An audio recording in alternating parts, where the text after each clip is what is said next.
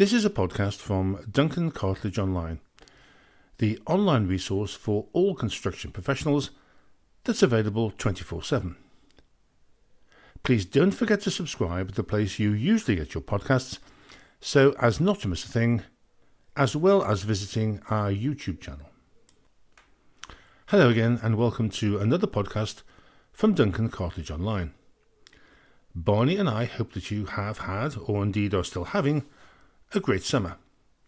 As usual, Barney, my red Labrador, is here to offer his advice and to keep an eye on content. And by the way, Barney and I would really appreciate it if you were to write a review. If you're new to Duncan Cartlidge Online podcasts, welcome. Please don't forget to subscribe, as well as catching up with all the previous episodes. If you are already a subscriber, a really big thank you for your support, and please spread the word. I hope that you enjoyed the summer. For some, I know it's not over yet, but for those for which the long summer nights and tequila sunrises are just a fading memory along with the tan, I hope you're enjoying getting back to work. To those about to start a new course, training or apprenticeship, Barney and me wish you all the best. You've made an excellent choice to join the construction industry. The good news is, if you're about to start a QS training course, there is a high demand for quantity surveyors and contract managers in the UK, as well as around the world, with companies struggling to fill vacancies. If you're lucky enough to be starting a degree or training that's offering specialisms in digitalisation or sustainability, the future looks very bright indeed. A recent article in a newspaper suggested the highest paid apprenticeships were in building and construction. In addition, the World Economic Forum highlighted a general shortage of skilled people in digitalisation and green construction, as well as finding recent graduates not equipped for the right digital skills as one of the main blockers to the wider adoption of these emerging areas. In this first jam-packed episode of Season 3, we will be looking at Remember Partnering, Taming Mega Projects, Could PFI be the answer? Give me the money, and ongoing planning problems.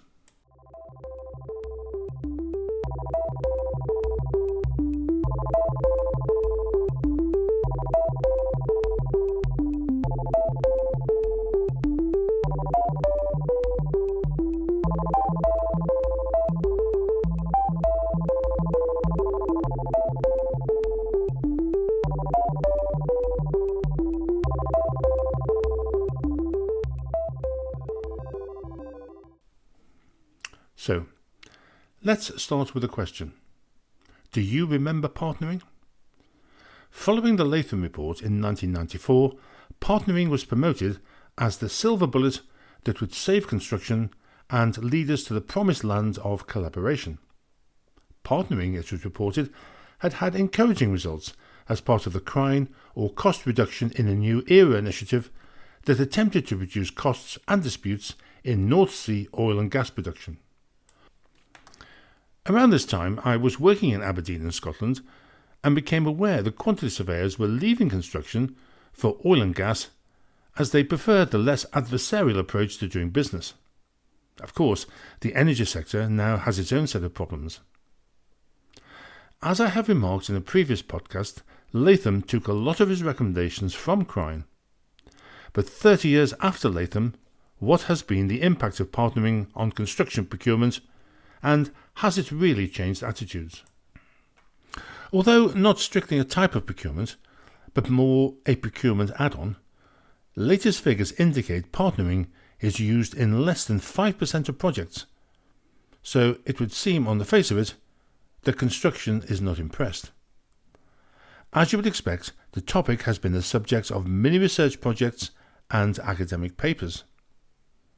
On the face of it, the objectives of partnering, that's to say cooperation, increased profits, continuous improvement, etc., are all very laudable. However, trying to introduce these into an industry with so much baggage, including the baked-in them and us culture, is almost impossible.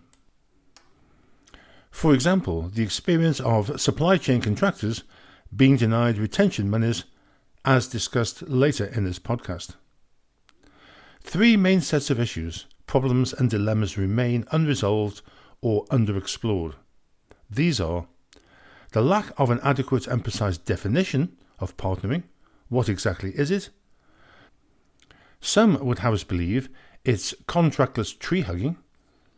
The potential conflict between commercial pressures and forms of collaboration in practice, and the inherent difficulties in attempting to change organisational cultures to support collaboration in an industry with a lack of trust, adversarial contracts, and other baggage. Moreover, the economic ups and downs of the industry makes it very difficult to maintain workload pipelines. Alliancing, on the other hand, seems to be doing better, perhaps due to the formalised legal binding nature of alliancing agreements, shared risk and goals, and not allowing members to drop out without consequences, and ensuring that all members share in the pain and gain. When giving a lecture on partnering and collaboration, I use what I call the collaboration continuum, which comprises a diagram with a scale from 1 to 10, 1 being for no cooperation and 10 for total cooperation, which, incidentally I comment, is probably unachievable in any sector. Typically, when asking a group of construction professionals where they felt their organisation fell on the scale, most say 5 or less, which is pretty depressing. Although there are signs of the them and us culture being broken down, as recent figures show an increased use of negotiation in procurement. And now moving on to taming megaprojects. It's good news that £725 billion has been allocated to infrastructure projects over the next 10 years or so, but the relationship of megaprojects and construction is not a happy one. So, what is a megaproject? A megaproject is a large-scale, complex and costly undertaking, often taking several years, and involves multiple stakeholders, a significant impact on economy, society and the environment, and is characterised by high levels of risk and the need for extensive planning and coordination. Examples, but not particularly good ones, I hasten to add, being the Channel Tunnel and HS2, about which some scathing criticism on the ability of the UK construction industry to tackle projects like this have recently been made in the technical press. Now, if it's any comfort, mega project failure is not confined to the UK. A recent article in Building magazine highlighted some important lessons to avoid problems with mega projects, including preparing realistic feasibility studies that don't cave into political pressures based on half-baked rough estimates, factor in market volatilities such as funding costs and skills shortages, introduce transparent governance and accountability, and last but not least, learn lessons from previous mega-project disasters around the world, of which there were many. Could one solution be the reintroduction of the much maligned PFI, or Private Finance Initiative? A report by the National Audit Office found that of a sample of 37 PFI projects, 78 were delivered on time, and only 3 projects were delayed for more than 2 months. Why is this? Because the consortia don't get a penny until the projects are ready for use. Compare this performance with the £4.8 billion government Levelling Up scheme to boost regeneration, where out of the 177 projects, 95% were overdue. There are rumours that the government are considering introducing a form of PFI, so watch this space. And now moving on to the vexed question of getting paid. Once again, construction is at the top of the latest insolvency figures. Construction output is at its lowest level since COVID lockdown, with house building, civils and commercial starts all going backwards. The bellwether of construction industry health are builders' merchants, and they are reporting falling sales. Even the RSCS is predicting workloads to remain broadly flat, with infrastructure being the only sector showing any signs of growth. And of course, there is still the autumn budget to come, with a predicted £20 million to be raised from taxes. When times are challenging for construction, as they are just now, and possibly could get worse, the question of getting paid and retention gain increased importance. For about 10 years, the government has been promoting a prompt payment scheme to encourage Tier 1 contractors to pay their supply chain on time. The idea is, if you want government work, then you abide by the code. Initially, the great and the good enthusiastically signed up to the scheme, only to conveniently forget the terms when the cash flow dried up, and they were subsequently removed from the list. Well, the Department of Business and Trade has come up with another scheme to replace the existing one, known as the Fair Payment Code. The idea is basically the same as the old scheme. If you want government work, you comply. The new scheme awards medals for compliance, bronze, silver and gold, for paying up 95% of invoices between 20 and 60 days. Who thinks this stuff up? Barney could do better. And of course the scheme is voluntary as previously. A positive point is that it's possible to check on the scheme's website which contractors have been awarded what medal, or indeed what medal at all. I tried the search facility with several well-known Tier 1 contractors, who shall be nameless. Only one was listed. It is estimated by the Department for Business, Energy and Industrial Strategy that the total amount of retention held in the construction sector in England alone over the course of a given year is between an eye-watering £3.2 and £5.9 billion. Unfortunately, current rules do not make it obligatory for clients to ring-fence retention monies, and in the case of insolvency, it is often added to the creditor's pot. The BEIS report found that 44% of contractors surveyed had, within the last 3 years, experience of retentions not being paid at all due to upstream insolvencies. One view, sometimes expressed in the industry, about the pointlessness of retention is, as half the retention is released to the contractor on practical completion, the amount retained, usually 1.5%, is not incentive enough for contractors or subcontractors to return to site, so they just walk away. However, there are alternatives, two of the most popular being the retention deposit scheme and retention bonds. The retention deposit scheme. Using this scheme, all cash retentions are held in a government-approved retention deposit scheme, and these are ring-fenced from all the other assets that the client or the contractor may be holding, so that in the case of any insolvency, the retention remains untouched. Although a step change for the UK, similar schemes already operate in some Australian states as well as Canada.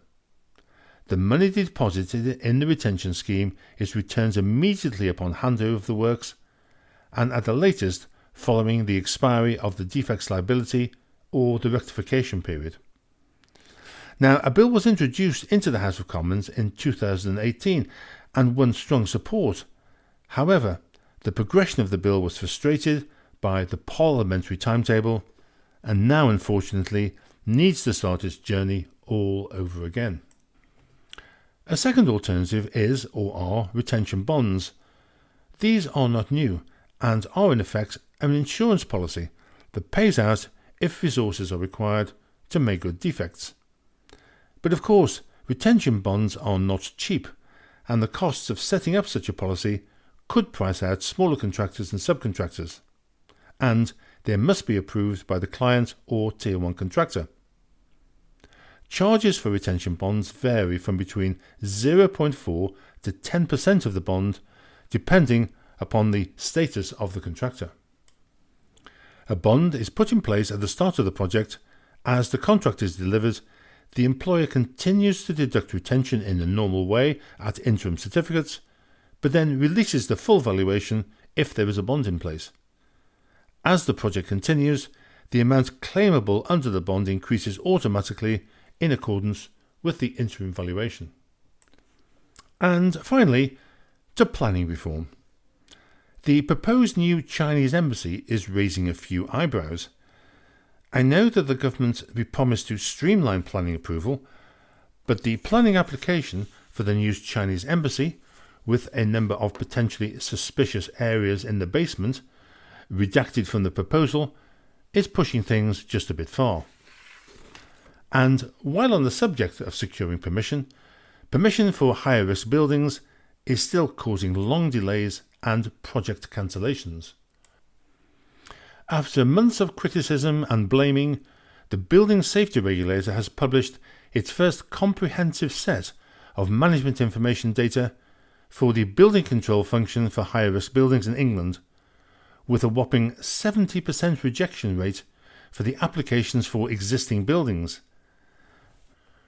Reasons for rejection include 89% of applications don't contain sufficient detail, 80% of applications do not meet the legal requirements for approval, 50% of applications set out work which contravenes existing building regulations, and 43% of applications set out work accounting only for a small proportion of the actual work planned.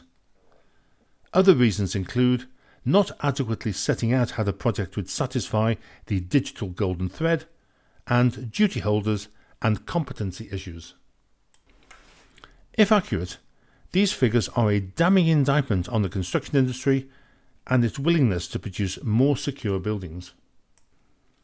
Well, that's all for this episode. It's good to be back. I hope that you found it interesting. Thank you for listening to the end, and indeed to the start of Season 3. Barney and me admire your stamina. This has been a podcast from Duncan Cartlidge Online. Barney and I would really appreciate it if you could spread the word, subscribe, and if you have time, write a review. Until next time, take care.